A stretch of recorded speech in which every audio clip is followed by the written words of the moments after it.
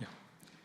Your Excellency, External Affairs Minister of the Republic of India, Dr. S. Jaishankar, Mr. Ambassador of the Republic of India to Germany, dear Ajit, honorary members of the Indian delegation, ambassadors, members of the German Council on Foreign Relations, distinguished guests, ladies and gentlemen.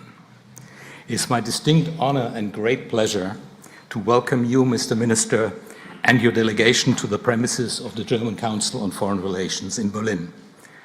Allow me to express on behalf of DGAP my sincere gratitude that you have chosen this organization for a public appearance during a visit in Germany. Mr. Minister, your career is very impressive. You are the longest-serving Indian Foreign Affairs Minister since Nehru. Your earlier diplomatic career included postings as ambassador to the US, China, the Czech Republic. You also served in numerous important foreign policy endeavors of your country. In your PhDs, you specialized in nuclear diplomacy. Very impressive, and you are, which should be mentioned here, a prolific writer as well. You have agreed to enrich tonight's debate with your presence on an important subject: Germany and India, partners for global security and stability. Your visit to Germany, Mr. Minister, comes as an important moment in time. A few days ago, we celebrated the 25th anniversary of our strategic partnership. A new German government has just come into force. The visit takes place against the backdrop of momentous changes in the world order, which force our countries and peoples to adapt fast to new political, economic, and social realities. If we do this right, Germany and India are indeed not only transactional partners, but can also drive changes together. Together, we can contribute to a certain security and stability in a tough, unpredictable, and turbulent world, as you say yourself in your recent book. We are very interested to learn from you, Mr. Minister, how you judge the present situation and how Germany and India can address together the challenges that lie ahead of us. After your short keynote, the director of our Center for Climate and Foreign Policy, Kira Finke, and the director of our Center for Geopolitics, Geoeconomics and Technology, Dr. Claudia Schmucke, will conduct a podium discussion with you on some of the important issues of the day. After that, the floor will be open to questions from the audience. After the end of the formal part, we invite those of you present on site to a light reception in the hallway. Allow me to use this opportunity to thank our friends from the Indian Embassy for the excellent cooperation in the preparation of this milestone event. I would also like to thank all collaborators in front and behind the scene for their helping hands in making this important event happen. It was a lot of work, but it is well worth it. Lastly and shortly, the hybrid debate is on the record. It will be transmitted via live stream by the Indian Embassy and later on via our YouTube channel. The idea is to guarantee maximum attention even on a Friday afternoon. Now, without further ado, Mr. Minister, the floor is yours. We invite you to the podium. We are excited to listen to what you have to say. Thank you very much.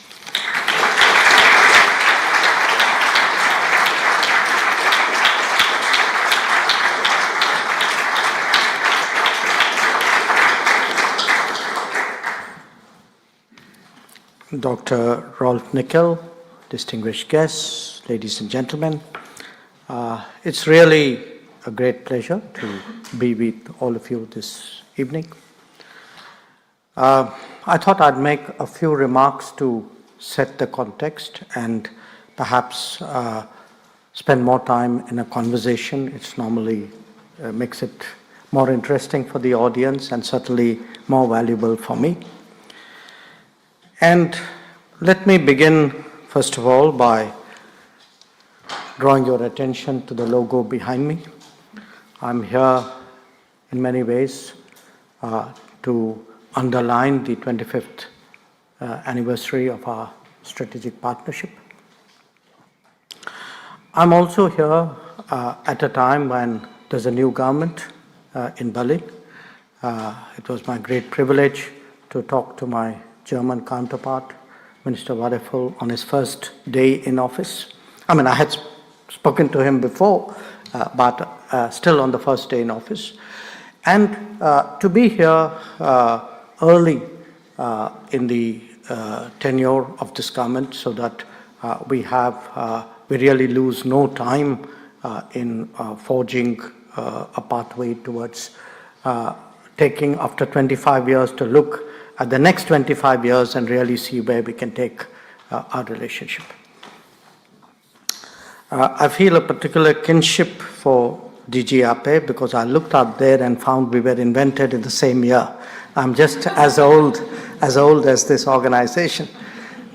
But let me start really with the state of the world, because I think relationships between big countries and between regions must necessarily be shaped by the larger context, the global context, which they see.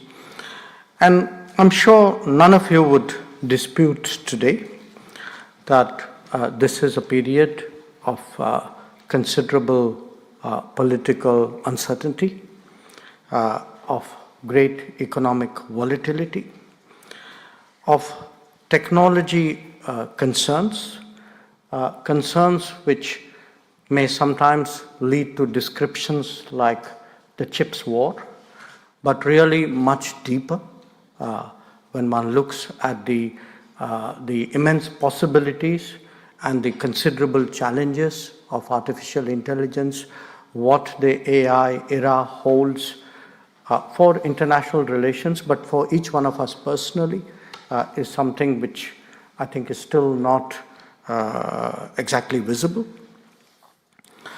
We obviously today are focused not just in terms of production where technology is concerned, but even more so in its deployment and its influence on societies and international relations. So the big picture today is really very much a conversation about reliable and resilient supply chains, about enhancing trust and transparency, especially in the digital domain, about realizing the centrality of data to our existence, and perhaps even today to the balance of power, of anxieties about health, food, and energy security, about continuing concerns on climate, because the headlines of the day may be more dramatic, but let's not forget that global warming does not stop because there's a change of government of administration in any capital, of actually worry about poverty, again a subject which has often dropped off the global discourse, and perhaps even a recollection that the damage done by the COVID pandemic is very much there in many parts of the world. So all in all, quite honestly, the global picture that I have to present to you is very challenging, it's very difficult, and for that reason, I would argue that the partnership between India and Germany, and between India and the European Union, of which Germany is the crucial member, the invaluable member, has acquired an importance and a salience much more than it has ever had before. Now, this morning, I arrived here yesterday. I've been reasonably busy since then. I had the honor to call on the Chancellor this morning. I had a very, very good discussion with my counterpart, Mr. Johan Wadephul. I met the Energy and Economics Minister, Katarina Reisch. I met the Foreign and Security Affairs Advisor, Dr. Sotter. A number of members of Parliament who have been traditionally very, very supportive of the development of our ties. And I'm meeting all of you.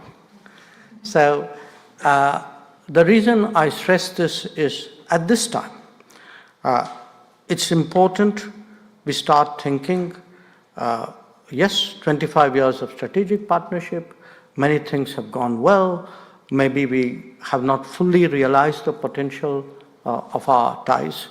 Possibly in the new context, there is much more that we can do. And that's really the frame of mind with which I have come to Berlin and engaged in the conversations today. So what is it that we can do to upgrade our relations?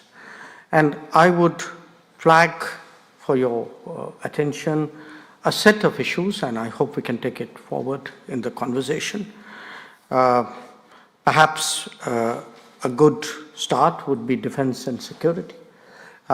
We've had sort of an off and on relationship here. There have been times, decades ago, when there were actually active defense ties between us. Then for whatever reason, there've been, there's a certain conservatism about taking it forward. But I have seen that in the last few years, once again, there is a realization in both countries that there is something that we have to offer to each other, and the defense and security of both countries would be very much stronger through our cooperation. And we see this reflected in exercises, in the visits of German ships to the Indo-Pacific and to Indian ports. We see it reflected in enhanced export licensing practices, in discussions whether there can be further technology and equipment collaboration between our countries. And as someone pointed out to me this morning, if you actually look at Germany's defense exports to India, last year saw a very visible pickup. A second area is actually talent and mobility. Talent and mobility because across the world today, there is a mismatch between demand and demographics. So where there is a need for people, those people of that particular skill are not necessarily available. Now, it could be the skill to innovate and create and invent. It could also be the skill to service and ensure that that particular sector of society is well looked after. And here, I think India has something very special to offer. Our demographic curve at this moment is exactly in the place where we have the ability to fashion a global workforce and try to make it available as usefully as it can to the global workplace. Again, the last few years, we've made a good beginning. We had a mobility agreement 2 years ago. The number of talented, high-skilled Indians who come to Germany has increased significantly. And I can say I heard from the government, I heard from members of other parties, I heard from business enterprises, from German delegations visiting India, that they see this today as a very important requirement for the continued growth of the German economy. And our efforts certainly would be to prepare this workforce and deploy it in as optimal and mutually efficient way as we can.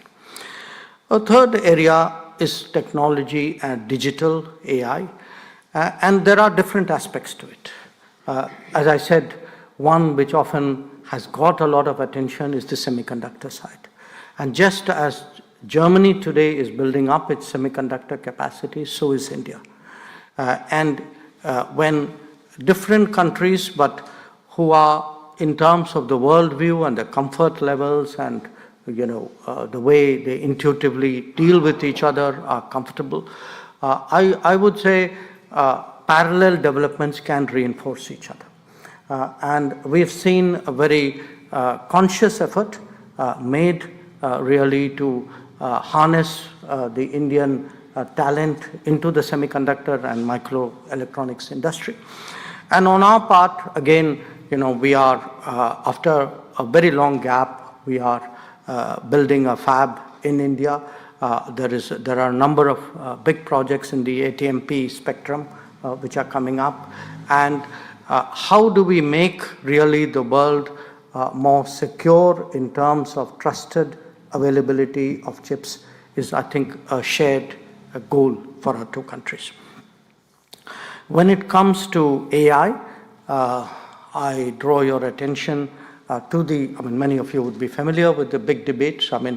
At a very conceptual level, I would say, you have models which are very state-driven at one extreme and very radically enterprise-driven at another. So you have complete control on one side and ostensible non-control on the other, but a lot of influence there. And there are a lot of viewpoints in between which put a certain value to privacy, to the rights of citizens, to the security of our personal data. And I think it's a conversation which is very important. And certainly I would argue that India and the European Union, Germany, would have positions, not obviously identical, but somewhere in between the two extreme positions. I then refer to sustainability because green growth has been, again, a very notable feature of our cooperation. In the last decade, Germany has been an important partner as India embraced renewables and solar energy. The collaboration that we did has really helped today to create a very significant renewable energy component in the Indian economy. But now we have to look at the next phase, and for us, again, we look at the era of green hydrogen and green ammonia and see here what it is that we can do together collaboratively to make their potential more realizable. I had spoken about talent. I had spoken about also the fact that we would like to grow our business. Of course, right now, relatively speaking, using our own history as a benchmark, our trade figures look good, but in comparison with many other important relationships, I think there's a long way we have to go. Our bilateral trade has just crossed $50 billion, but we surely feel that two countries which are the third and fourth largest economy of the world can do better than that. Here, and I will touch on that later, we do believe that concluding an FTA with the European Union could make a very big difference. So when we look ahead, as I said, the next 25 years, what are the goals we set for ourselves? What are the targets we should be, what are the ambitions we should be having? I think a lot of it has to do with the progress and growth of India. Because in that progress and growth, there will be new opportunities that will arise. And let me give you a few examples. You have a very strong railway sector. Now, we are today heavily investing in the expansion and modernization of railways. Investing to the extent that every year last few years, we've been laying about 4,000 kilometers of new track every year. That's about roughly 12 kilometers of railway track every day. Similarly, if one looks at the road infrastructure, and again, the consequences of that, you have in India, on an average day, between about 25 to 30 kilometers of highway which are being built. If you look at airports, we on an average do between 6 to 7 new airports a year, which really means that much bigger a demand for air transportation and aircraft. And I don't need to remind you that Airbus is a shared enterprise in this geography. Similarly, if one looks at metro, every year there's one or two cities which have had a new metro network which has been completed. So now I'm using these illustrations to you to underline the rapidity today of change in India, because I know that is historically not our image.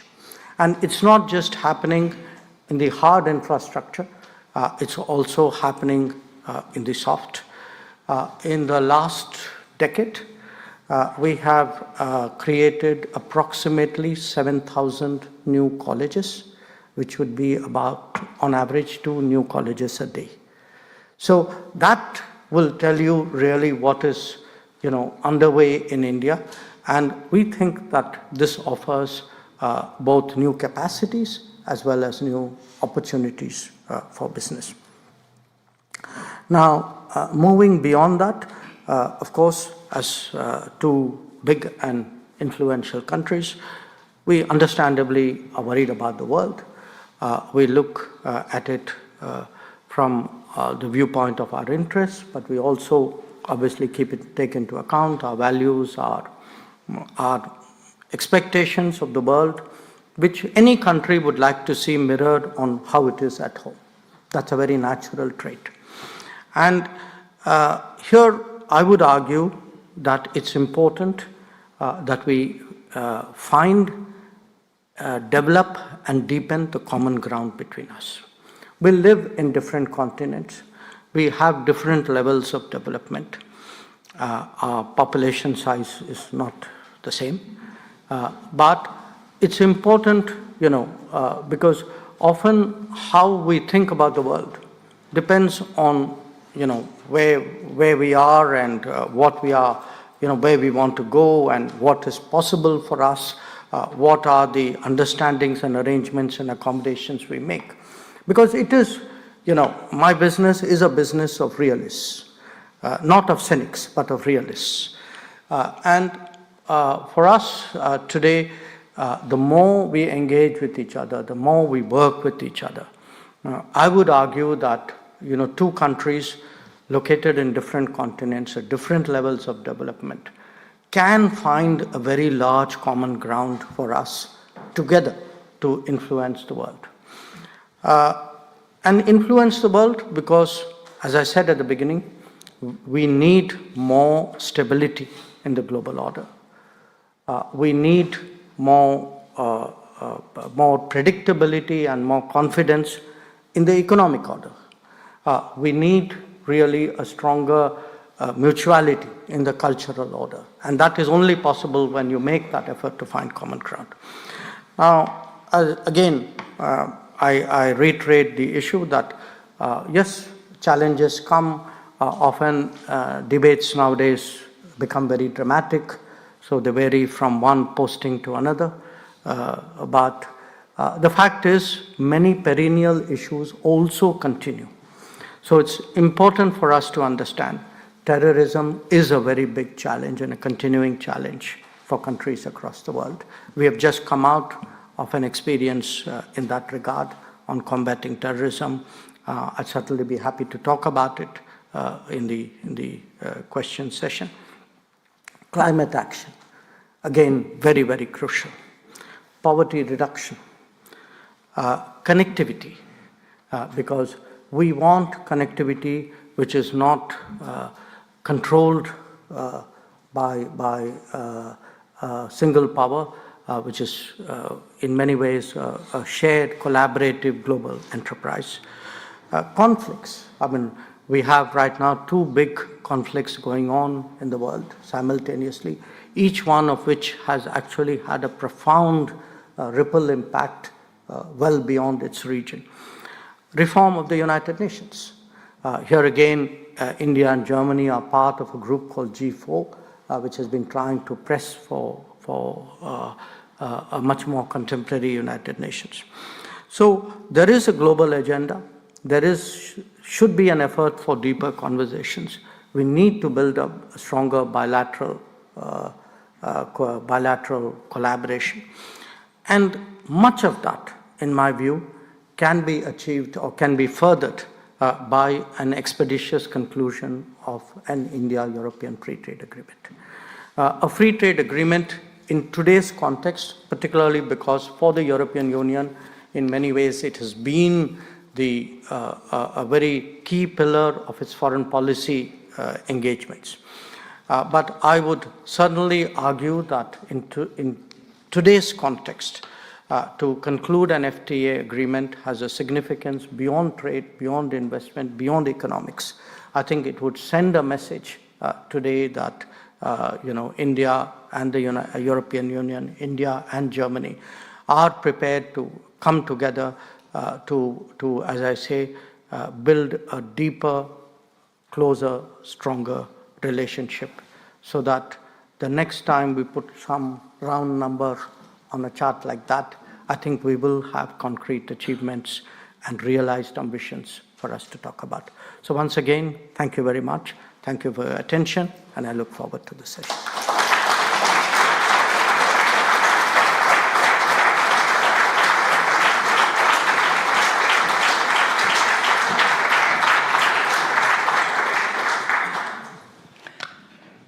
Your Excellency, thank you very much for your strong input on the importance and the future of the strategic partnership between India and Germany, and also about the relationship between India and the European Union.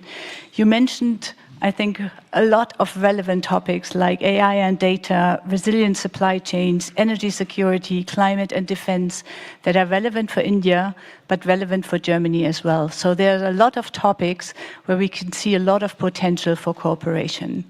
My colleague, Dr. Kira Finke, and I would like to come back to a couple of points and maybe dive deeper into the topics that you already mentioned. As Ambassador Nickel mentioned, we will first have a discussion among ourselves and then later open up the floor to the audience. And I would now hand over to my colleague. Thank you, Minister Jaishankar. I will jump right into the questions if you allow me. So Germany's past government published a focus on India strategy paper. And you have mentioned our strategic partnership. We have now a new government. What are your expectations for our bilateral relations? My expectations are high for two reasons. One, I think we are starting on a very sound base. There were two reports that focus on India, but also one on the talent and skills. And I recognize, certainly where India is concerned, that there's a great deal of continuity between the policies of the earlier government and this. But whenever there is a government change, obviously there is a certain enthusiasm and a certain vigor with which any new government comes and pursues a policy. And as I said, for me, the new government came in on the first day of the new government. I had a conversation with Minister Variful, and I'm here really within the first, 2 weeks of the government. And that should tell you really both our interest and that of the government. So we are, there's a very conscious effort today to first to recognize that we are, I don't want to say we are underperforming, but we could surely do better than we are doing. And there are definitely areas which, if we put our minds to it, if we make that effort, there will be many, many more things we can do. And as I said, one part of it is what happens between us bilaterally, but also the fact that we are both countries whose influence is not small. And when we start talking with each other and when we try to develop common ground and then discuss what we should be doing, that also has an impact on the world. So I have high ambitions. I mean, that is the reason I'm here. And I can tell you, as I leave tomorrow, the expectations with which I came in are even higher. I mean, everything I have heard today, everybody I met today has only given me that sense that, yes, this is something which both of us share and want to take forward. Thank you very much. I'm very glad to hear about the high expectations. I think there's a similar feeling here in Germany about the importance of closer relationship with India. Now let me come back to trade and to the free trade agreement that you already mentioned. So India and the EU have been negotiating a free trade agreement for several years or maybe even decades. Mm-hmm. With big gaps in between. With big gaps in between, yes. And when European Commission President Ursula von der Leyen came to New Delhi in February, she decided together with Indian Prime Minister Narendra Modi to finish the agreement at the end of this year in 2025. So what would you say, how has the importance risen of this free trade agreement in the current geoeconomic environment and in the current uncertainties that we see in trade? And what is needed to make the outcome of the negotiations to achieve an ambitious outcome? You know, I think our negotiations started about 22 or 23 years ago. But I was very relieved once I was somewhere else in the world and they told me their negotiations were even longer than that. So it made me feel a little better. But why I mention it is, if you look at the 2 decades that, of this period, both of us have changed considerably. Our capacities have changed. The world has changed. You know, what we would define as our key interests in economic interests or other interests linked to the FTA has also changed. So even as we keep talking, in a way, it's like the objectives change as the negotiations progress. And as said, there were times when we did not, frankly, negotiate for some years, for whatever reason. So I regard frankly, so encouraged by my visit here to Berlin. I was also equally encouraged by the visit of the College of Commissioners, EU Commissioners to India. If 21 commissioners came together, typically, I must confess, perhaps 2 or 3 ministers of the Indian government normally deal with Brussels. The foreign minister, maybe the trade minister, the finance minister.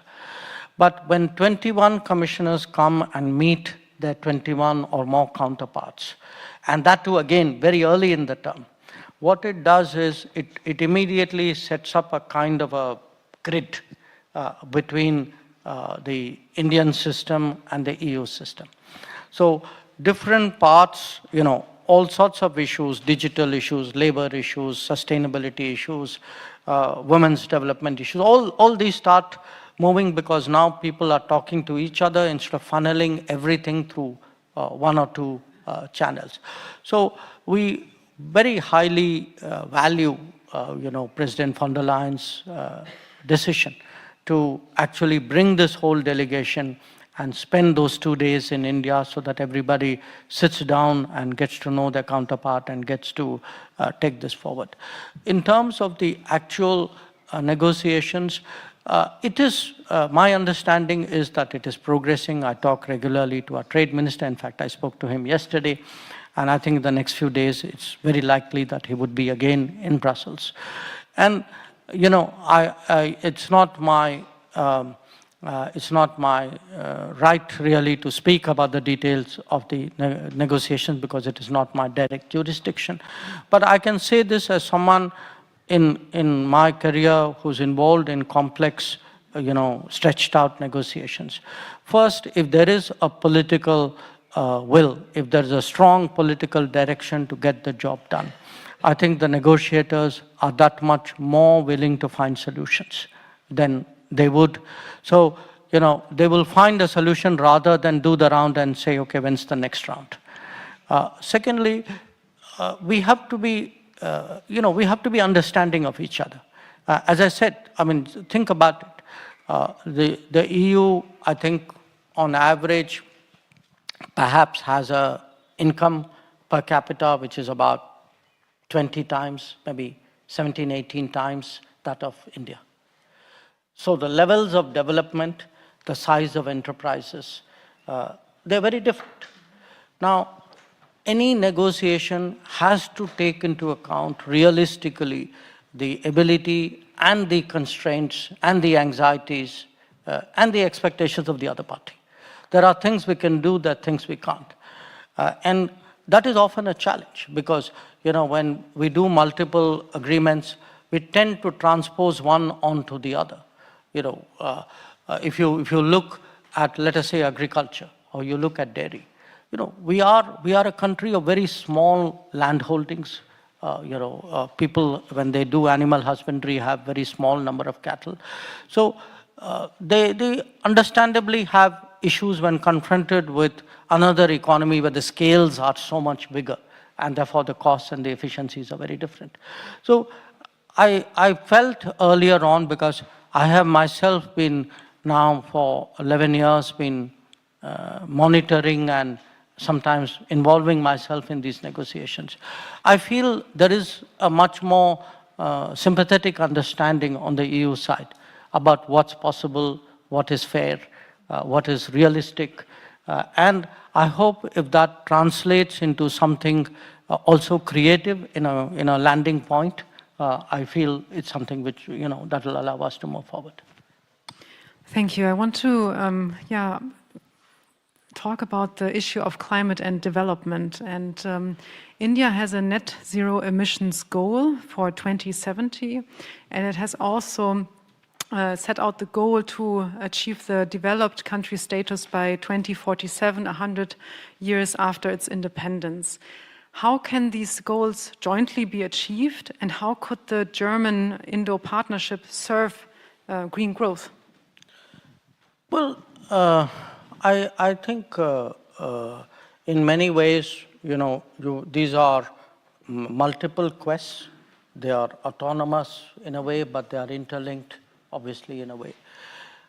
And again, these are not linear projections which are made. I think I remember Paris and Glasgow, and I could not have predicted the world today on either occasion.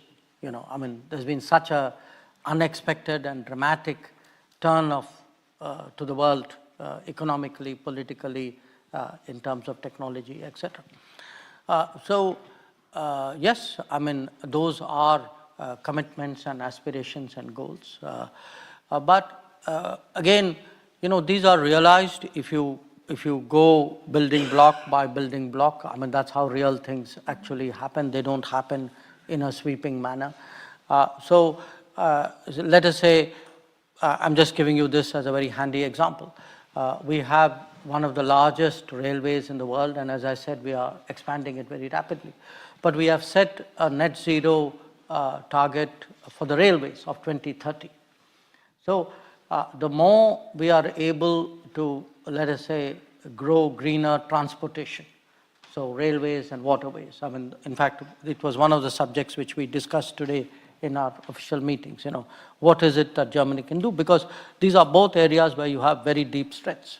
Our waterways are really it's a very small part of our, minuscule part of our transportation system. Because there is a lot of, attention in terms of power generation. Often, that's the way when you start looking at goals and then you say, okay, so how much of it is fossil fuel based? That's one element of it. But there are so many others, the energy efficiency side, the urban habitation, even the rural practices, the lifestyle in many ways. So I think in each of these, there are contributions which our partners can make. Because for us, when we look at Europe, yes, we know, our histories are different and there is a lot which is contrasting. But there are lessons, there are learnings from Europe, and there are differences that Europe can make. We have, again, I use solar and wind as examples, that a decade before, people really did not expect this kind of progress and adoption of and deployment of renewable technology as we could. So often advances here have, India is a partner, yes, but India is also a great place to deploy. India is a place where you kind of work and adapt and improve as well, because it's on such a large scale. So I do think both in terms of what we call developed India, as well as a net zero India, there are big contributions which can be made. We have serious ambitions today to ramp up our manufacturing. If you look at the manufacturing percentage of our economy, it is, in my view, it is unnaturally low, and it is because in the past we did not make the necessary investments or create the manufacturing ecosystem. You know, when I spoke about today the advances on infrastructure, such an infrastructure, the kind which I'm talking about, is necessary for manufacturing, because without that, the cost efficiencies won't happen. Nobody's going to set up factories if your ports are congested and your roads are narrow. So here again, we see, to me, a resilient supply chain would, at the end of the day, contribute to both a greener, cleaner growth pattern as well as actually a developed India. So it's a kind of a total package, and so I would argue really for overall closer relations rather than sectorally close relations. Our vision of a relationship is not just increase the trade numbers. To me, the metric would be, let us say, more academic exchanges, more trade certainly, more, sort of interpenetration of our practices, greater sort of flow of our innovation. So it has to be really a larger, deeper relationship. And I think politically, culturally, we are prepared for it today with Europe.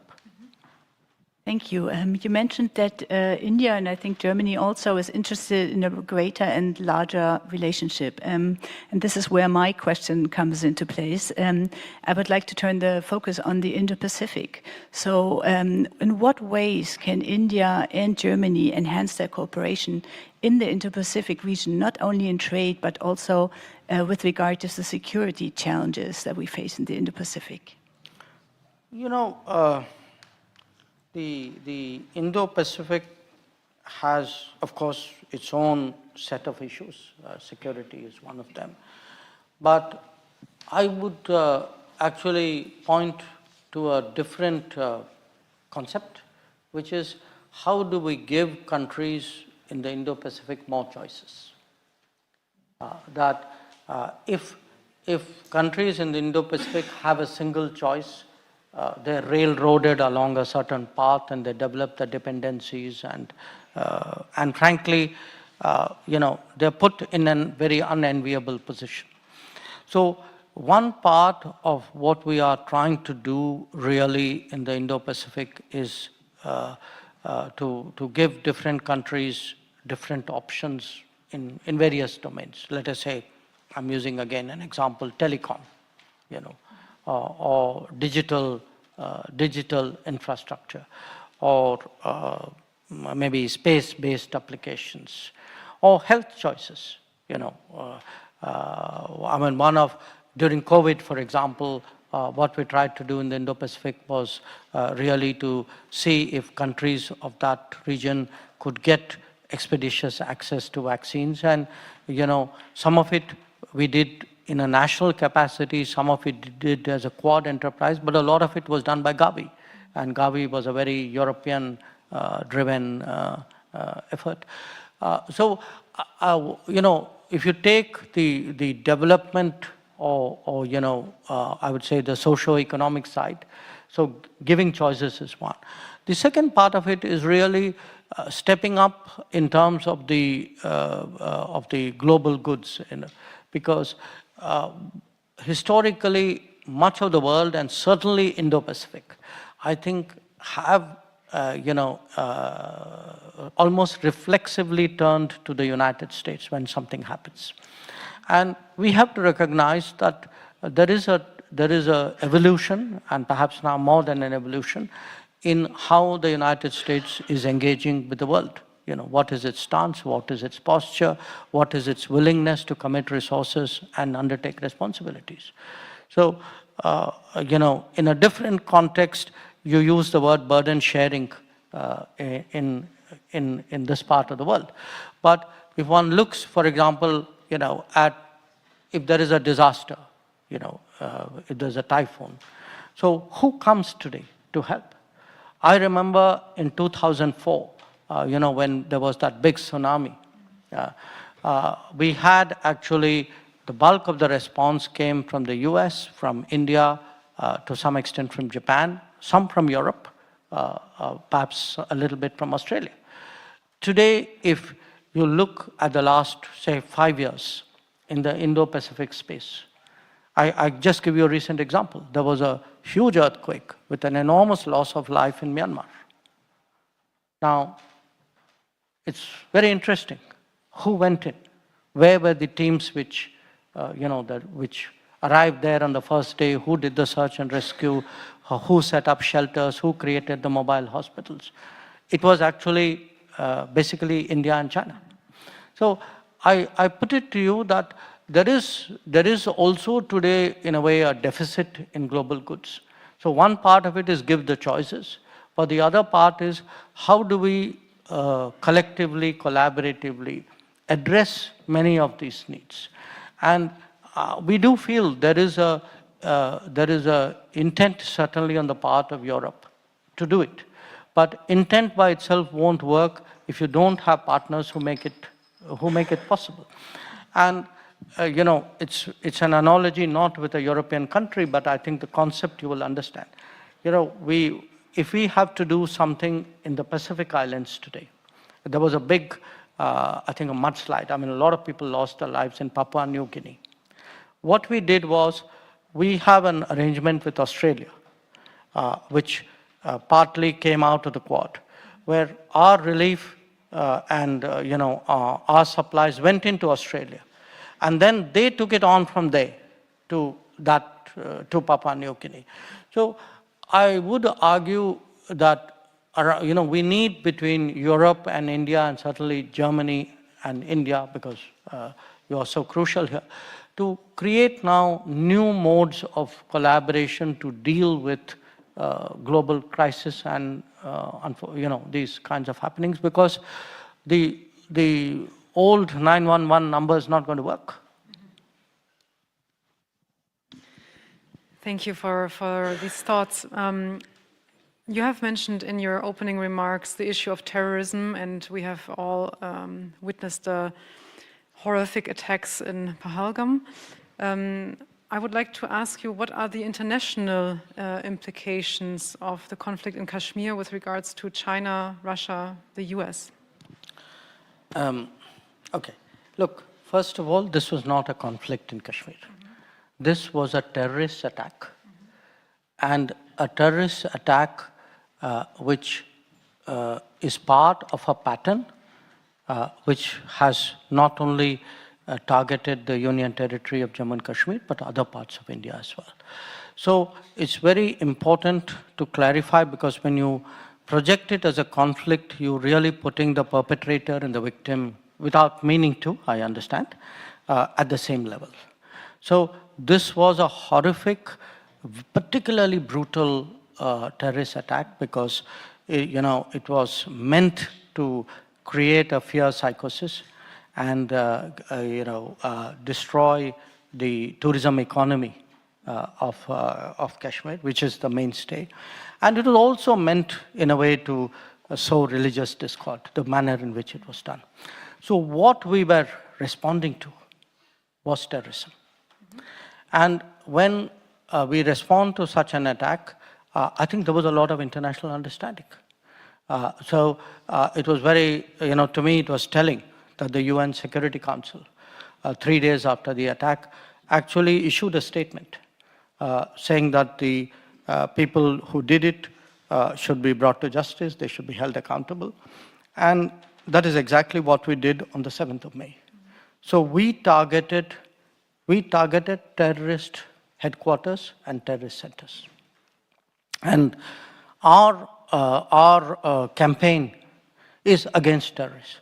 Now, the terrorists in this case happen to be located in the country next door, because that country next door has for many, many years used terrorism as a kind of a tool in its attempts to pressurize us, or call it what you will. So in a way, I'm laboring the point, but I'm doing it because, when it comes to terrorism, I think today,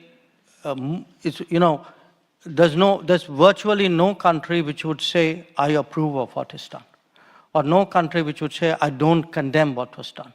And if I were to say, I have the right to defend myself, my people, I have the right to secure my country, I think much of the world would agree with me.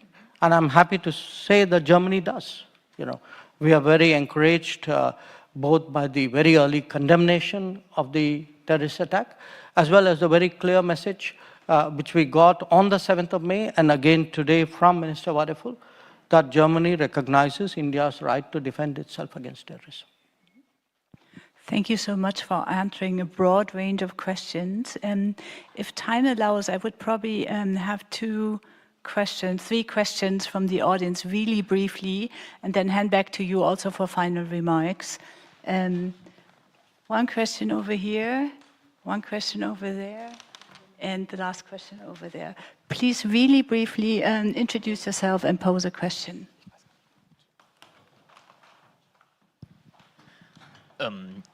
Good evening. Thank you, Mr. Jaishankar, and especially thank you for pointing out technology and mobility as key pillars of the relationship.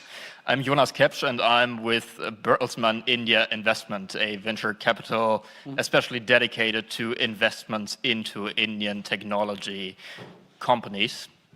And the one thing standing in the way the most for us to unleash our full potential with our investments in India is actually the issue of bureaucracy on mobility. We have issues getting work visas or internship visas in time, and this is hindering our work in India. So our question is, how can we remove this burden of bureaucracy to unleash the full potential in economic relations between Germany and India? So if I understood you right, the problem is getting work visas for people to work in India. Exactly, yeah. Look, obviously in my job, I often get people who have complaints or various levels of dissatisfaction. I understand it. That's what I'm supposed to address. But it would help me if people are specific. Because if you tell me the bureaucracy needs to be better, no question, I would agree with you too. But if you want to solve the problem, honestly, if you could give us some specifics, I have the ambassador sitting here, I'd be very, very happy to address that, because at the end of the day, it's when you solve people, specific problems, that policy also changes along with it. And so I invite you to give me the specifics. I encourage the ambassador to make sure that our system, in that he keeps reminding me till we solve your problem. But when I do solve your problem, I also would be very happy if you would talk about it to other people. Thank you so much. So I have two more questions that I would like to collect. The gentleman over there.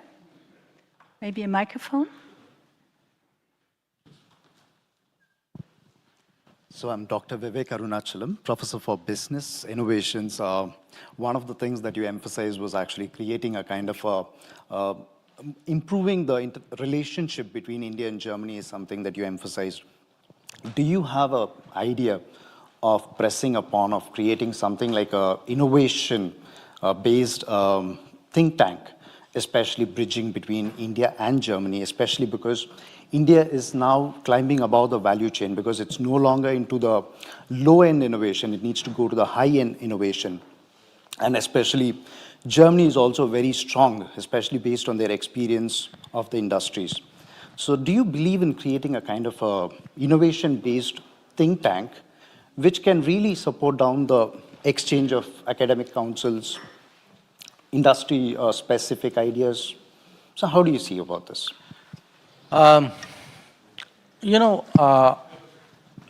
You're not the first person, in a way, who's brought that up. Somebody else some time ago mentioned something similar. I would say, because there are two ways of changing things. One is to create a model and then hope others will copy the model or use it and then scale it up. That's one way of changing things. The other is create some kind of platform, an enabling platform where institutions or people come together, link, and then do it themselves. my experience is more, biases me towards the second. I would, certainly say there are steps we need to take. I mean, today, for example, I had a very very strong urging to my counterpart minister. I said, look, please do everything you can to increase German language teaching in India. And the reason is there's a huge appetite for learning foreign languages. And learning foreign language, today if you go to engineering colleges, if you go to medical schools, so it's not necessarily a professional language student. People who have a domain speciality are curious about the world, because today's young person is so much more connected to the world because of their connectivity, the smartphone culture. For me, language teaching is probably is one way of connecting. But what we need is in different professions or different domains of activities, similar people to find a connection. Prime Minister Modi, for example, has very actively promoted hackathons between countries, because he feels that's a way for young people with a particular bent of mind to actually get to know each other and connect up with each other. With Germany, again, one very positive development we have seen in the last few years is much stronger linkages of academic institutions. Now, here again, we've changed our education policy. We today welcome foreign universities and institutions to come to India. And we are very flexible about how this can be done. So if they want to come and set up a university or an institute, they're welcome. If they want to work collaboratively with an existing one, if they want to do a double degree, if they want to even promote internships, this is one way of collaboration. But I will reflect on your suggestion, because in our mind, there is also, we've been sort of debating, we need more forums, not of a very generalized nature, because if it is too general, people don't take it entirely seriously. There's got to be a degree of specificity about it. Let me talk about it with some of our colleagues who are really more active in that line of work, and perhaps the next time we meet, or you may read about it, maybe I may have something better to report in. Thank you. If time allows, I had one brief last third question. The gentleman over there. And then I would get back to you for final remarks. Good evening, sir. I have a question regarding the diplomacy, because you are the most admired diplomat in the world. So what should the next generation of diplomacy looks like? Or how are your views on the next level of next generation of diplomacy? Because till here we have also evolved to this point, and for sure we will also evolve from here in the next 25, 30 years. So how the nature of diplomacy will evolve?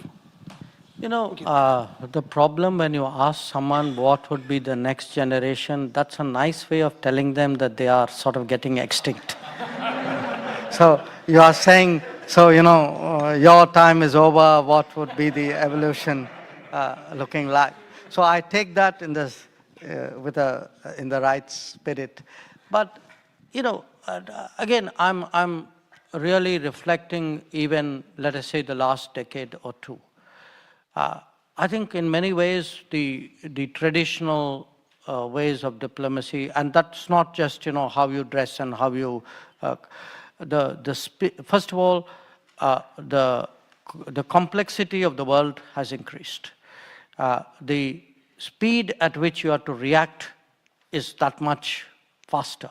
So you're really doing more difficult sum at in a shorter time, and the culture of it, do look today how much of diplomacy is conducted through social media. Now 5 years ago, people were even hesitant to go on to the social media because it was viewed as too unstable an environment, and you post something quickly and maybe you made a mistake and, there are all the worries which accompany that. And yet, in the last 5 years, there's been, almost every foreign ministry in the world today actually primarily communicates using social media. So, and again, as I said, it's also more complex. You can't, you have to specialize at one level, but also connect that speciality. The role of technology, for example, is been growing so fast. It's very difficult for the diplomatic world, not just as a user of technology, but really the policies which and the implications, for global balances of that. So, to me, it's like you've got to be faster, smarter, more informed, more of a specialist, yet paradoxically more of an integrator at the same time. So, in some ways, it is a harder profession. It is a harder profession because the standards are higher and the margin of error is less. So it's tough. So I hope I have your sympathy.